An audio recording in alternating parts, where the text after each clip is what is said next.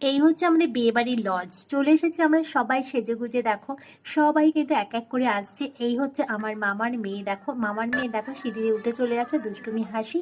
আমার মা, আমার মা, মামা শ্বশুর আর আমার শাশুড়ি মা চলে এসেছে। আর দেখো বেবিরা কত সুন্দর আনন্দ করছে, আর আমরাও বর এসছে বলে রাস্তায় নেমে পড়েছি নাচতে। বরকে কিন্তু এবার বরণ করা হচ্ছে। চলো এবার বরকে কিন্তু গেট আটকাবো, আর গেট তো আটকে দিয়েছি জানো তো, অনেকক্ষণ আটকে ছিলাম কিন্তু ওরা কিছুতেই আমাদের টাকা দেয়নি। তারপর বাধ্য হয়ে ছেড়ে দিলাম।